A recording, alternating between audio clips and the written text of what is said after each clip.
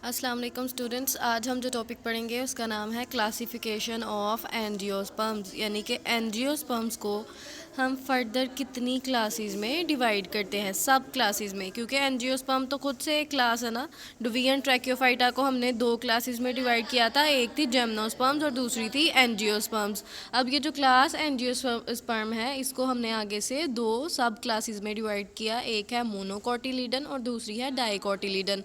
अब इन दोनों में डिफरेंस जो है वो है नंबर ऑफ कोटिलीडन की बेस पे। मोनोकोटिलीडन में, मोनो मतलब वन, तो इसका मतलब है कि मोनोकोटिलीडन में एक ही कोटिलीडन होगा और डाइकोटिलीडन में दो कोटिलीडन्स होंगे। ठीक है, तो इसीलिए वो प्लांट जिनमें मोनोकोटिलीडन होता है उनको हम मोनोकोटिलीडनस प्लांट्स कहते हैं, और जिनमें दो कोटिलीडन्स होते हैं उनको हम डाइकोटिलीडनस प्लांट्स बोलते हैं।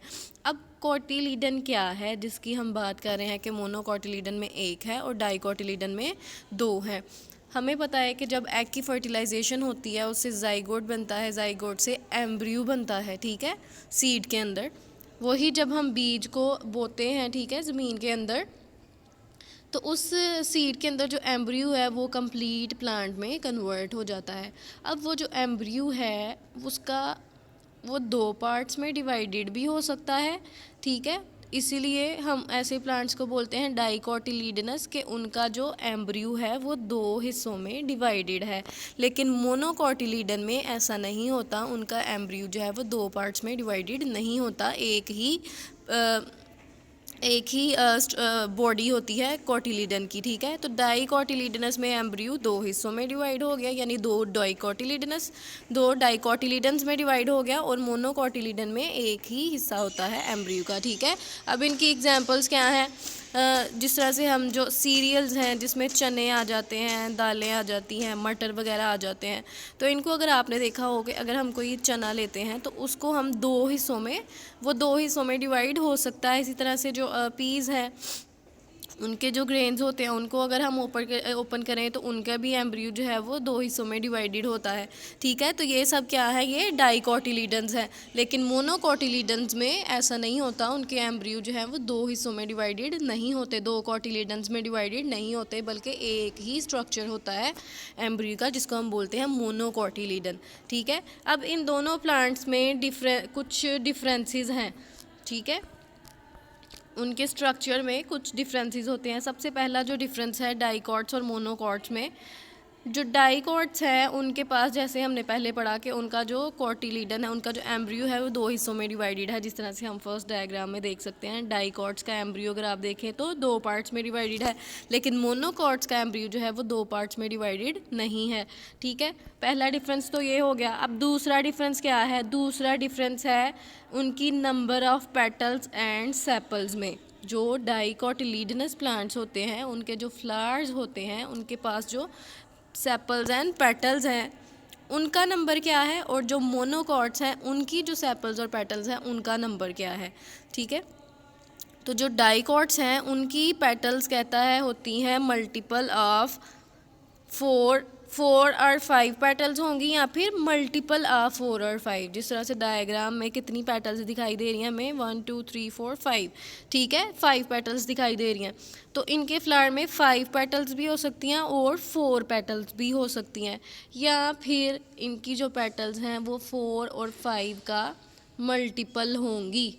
4 और 5 के मल्टीपल होने का क्या मतलब है? जैसे 4 का मल्टीपल है 8, 12, 16, 20। ठीक है, जिस तरह से 5 का मल्टीपल है 10, 15, 20, 25, 30। ठीक है, तो इनके जो पेटल्स हैं वो 4 और 5, या तो 4 और 5 होंगी या फिर 4 और 5 का मल्टीपल होंगी। ठीक है, इसके अलावा इनका नंबर नहीं हो सकता पेटल्स का। इसी तरह से जो मोनोकॉट्स हैं उनकी पेटल्स कहता है 3 पेटल्स होंगी, 3 सेपल्स होंगी, या फिर मल्टीपल ऑफ 3।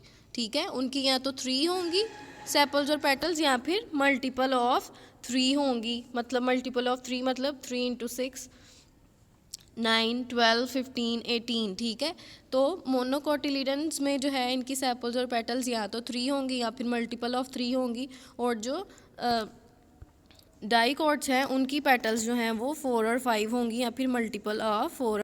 थर्ड जो डिफरेंस आ जाता है मोनोकॉट्स और डाइकॉट्स में वो है उनकी वेस्कुलर बंडल्स की अरेंजमेंट में। वेस्कुलर बंडल किसको बोलते हैं हम? जाइलम और फ्लोएम को, ठीक है। जाइलम और फ्लोएम के बंडल्स प्रेजेंट होते हैं प्लांट की स्टेम के अंदर, जिसको हम बोलते हैं वेस्कुलर बंडल। अब ये जो बंडल्स हैं जाइलम और फ्लोएम के, ये जो डाइकॉट्स होंगे उनके अंदर जाइलम और फ्लोएम के बंडल जो हैं, यानी कि वेस्कुलर बंडल्स जो हैं, वो रिंग की फॉर्म में अरेंज होते हैं। जिस तरह से आप डायग्राम में देख सकते हैं कि ये इसमें जो वेस्कुलर बंडल्स हैं वो प्लांट की स्टेम के अंदर एक सर्कल की फॉर्म में अरेंज्ड है, ठीक है। सारे के सारे जो वेस्कुलर बंडल्स हैं वो सब क्या हैं? एक सर्कल की फॉर्म में अरेंज्ड है। लेकिन मोनोकॉट्स की अगर आप देखें तो उनके अंदर जो वेस्कुलर बंडल्स हैं, जो डॉट्स की फॉर्म में हमें दिखाई दे रहे हैं, वो सर्कल की फॉर्म में अरेंज नहीं है, बल्कि वो ऐसे ही डिस्पर्स हैं स्टेम के अंदर, ठीक है। किसी खास अरेंजमेंट में वो नहीं है। लेकिन जो डाइकॉट्स थे उनके अंदर जो वेस्कुलर बंडल्स थे वो एक सर्कल की फॉर्म में, सिलेंडर की फॉर्म में अरेंज है।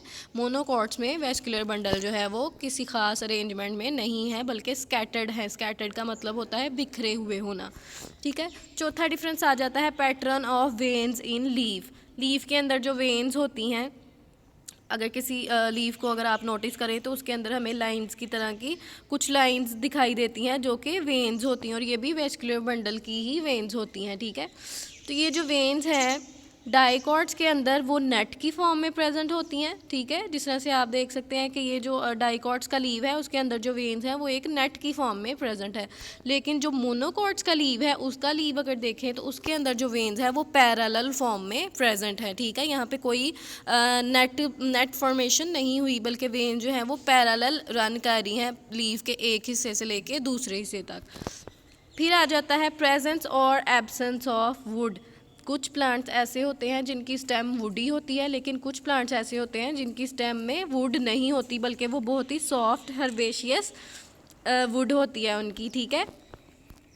तो जो डाइकॉट्स हैं उसकी अगर आप स्टेम देखें तो उसके अंदर उनकी स्टेम दोनों तरह की हो सकती है। वुडी स्टेम भी हो सकती है और हर्बेशियस स्टेम भी हो सकती है। हर्बेशियस स्टेम का मतलब होता है सॉफ्ट स्टेम, ठीक है, जिसमें कोई वुड नहीं होती है। अक्सर अगर हम प्लांट्स देखते हैं तो कुछ प्लांट्स यानी ट्रीज़ जो होते हैं उनकी जो स्टेम है वो बहुत ही सख्त होती है, लकड़ी की तरह की होती है। लेकिन कुछ प्लांट जो जिसमें छोटे प्लांट्स आ जाते हैं, पौधे आ जाते हैं, उनकी अगर आप स्टेम देखें तो वो बहुत ही सॉफ्ट किस्म की होती है, ठीक है, उसमें कोई वुड नहीं होती। तो इस तरह की जो सॉफ्ट स्टेम होती है उसको हम बोलते हैं हर्बेशियस स्टेम, ठीक है। लेकिन जिसके अंदर वुड प्रेजेंट होती है उसको हम बोलते हैं वुडी। तो डाइकॉट्स की जो स्टेम है वो हर्बेशियस भी हो सकती है और वुडी भी हो सकती है, लेकिन जो मोनोकॉट्स हैं उनकी स्टेम हमेशा हर्बेशियस होगी, ठीक है।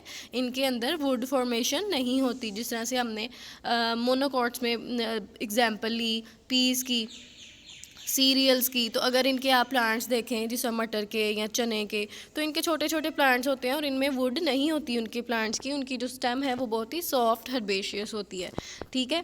6 जो डिफरेंस है वो है symmetry of the accessory parts of plants.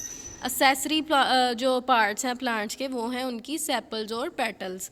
तो ये जो सेपल और पेटल्स हैं इनकी सिमेट्री का मतलब होता है अरेंजमेंट, ठीक है। तो जो डाइकॉट्स हैं उनकी जो सेपल्स और पेटल्स हैं उनकी अरेंजमेंट किस तरह की होती है, और जो मोनोकॉट्स हैं उनकी सेपल्स और पेटल्स की अरेंजमेंट कैसी होती है। तो अरेंजमेंट रेगुलर भी हो सकती है और इरेगुलर भी हो सकती है, ठीक है। तो जो डाइकॉट्स हैं उनके भी जो सेपल्स और पेटल्स हैं वो रेगुलर सिमेट्री में अरेंज हो सकते हैं, या फिर दूसरी डायग्राम देखें आप इरेगुलर वाली जिसमें कोई ख़ास तरतीब नहीं है सेपल्स की। रेगुलर वाले में अगर हम देखें तो इनकी जो पेटल्स हैं वो ख़ास तरतीब के साथ प्रेजेंट है, ठीक है। लेकिन इरेगुलर में कोई ख़ास तरतीब नहीं होती सेपल्स और पेटल्स की। तो दोनों में डाइकॉट्स में भी और मोनोकॉट्स में भी रेगुलर अरेंजमेंट भी हो सकती है और इरेगुलर अरेंजमेंट भी हो सकती है, ठीक है। 7th डिफरेंस आ जाता है इंडिविजुअल आर यूनाइटेड पेटल्स। अब कुछ फ्लावर्स ऐसे होते हैं जिनकी जो पेटल्स हैं, जो कलरफुल उनकी पत्तियां होती हैं, वो आपस में यूनाइटेड भी हो सकती हैं या फिर वो अलग अलग भी हो सकती हैं। तो अगर वो यूनाइटेड हों, फ्यूज्ड हों, तो उसको हम बोलते हैं गैमोपेटलस, ठीक है। गैमोपेटलस का मतलब है कि पेटल्स का आपस में फ्यूज़ होना। जिस तरह से कुछ प्लांट्स हम देखते हैं, ब्लू बेल प्लांट्स आपने अक्सर नोटिस किए होंगे, तो उनके अगर आप फ्लावर देखें तो क्या उनके फ्लावर्स की सेपल्स भी इस तरह सेपरेट होती हैं जिस तरह रोज़ फ्लावर्स की जो सेपल्स हैं वो सेपरेट होती हैं, एक एक पत्ती उनकी जो होती है, जो पेटल्स होती हैं वो सेपरेट होती हैं, एक एक पत्ती एक दूसरे के साथ सेपरेट होती है। लेकिन जो गैमोपेटलस होते हैं, उनकी जो गैमोपेटलस फ्लावर्स होते हैं उनकी पेटल्स एक दूसरे से सेपरेट नहीं होती, बल्कि फ्यूज़ होकर एक सिंगल सा स्ट्रक्चर वो बना देती हैं। जिस तरह से ब्लू बेल की अगर हम बात करें फ्लावर, अगर आपने देखा हो तो उसकी जो सारी पेटल्स हैं वो आपस में फ्यूज़ होती हैं। तो डाइकॉट्स में सेपरेट पेटल्स भी हो सकती हैं और गैमोपेटलस भी हो सकते हैं, और मोनोकॉट्स में भी सेपरेट पेटल्स भी हो सकती हैं और गैमोपेटलस भी हो सकते हैं। फिर आ जाता है 8 और last point, relative position of male and female flower parts. Female flower part कौन सा है, हमने उस दिन फ्लावर का स्ट्रक्चर पढ़ा, तो उसमें जो फीमेल पार्ट था वो था ओवरी। ठीक है, ओवरी के अंदर ही एग बनता था जिसकी फर्टिलाइजेशन होती थी और जाइगोट और एम्ब्रियो में कन्वर्ट होता था। तो जो ओवरी है वो सुपीरियर ओवरी भी हो सकती है और इन्फीरियर ओवरी भी हो सकती है। सुपीरियर ओवरी का क्या मतलब है? सुपीरियर ओवरी का मतलब है कि ओवरी जो है वो पेटल्स के ऊपर प्रेजेंट होती है, यानी कि पेटल से वो ज़्यादा हाई पोजीशन पे होती है, जिसकी वजह से ओवरी जो है वो हमें साफ साफ दिखाई देती है कुछ फ्लावर्स की। लेकिन कुछ फ्लावर्स में क्या होता है कि जो ओवरी है वो पेटल्स के अंदर छुपी हुई होती है। ठीक है, तो ऐसी ओवरी जो पेटल से हाई पोजीशन पे होती है, जिसकी वजह से वो विजिबल होती है, उसको हम फ्लावर के ऊपर आसानी से देख सकते हैं, ऐसी ओवरी को हम बोलते हैं सुपीरियर ओवरी। और ऐसी ओवरी जो पेटल से नीचे पोजीशन में प्रेजेंट होती है और पेटल्स ऊपर प्रेजेंट होती है, जिसकी वजह से वो पेटल्स के अंदर छुप जाती है, ढक जाती है, ऐसी ओवरी को हम बोलते हैं इन्फीरियर ओवरी। तो जो डाइकॉट्स हैं उनकी सुपीरियर ओवरी भी हो सकती है, इन्फीरियर ओवरी भी हो सकती है, और जो मोनोकॉट्स हैं उनकी भी ओवरी सुपीरियर भी हो सकती है और इन्फीरियर भी हो सकती है।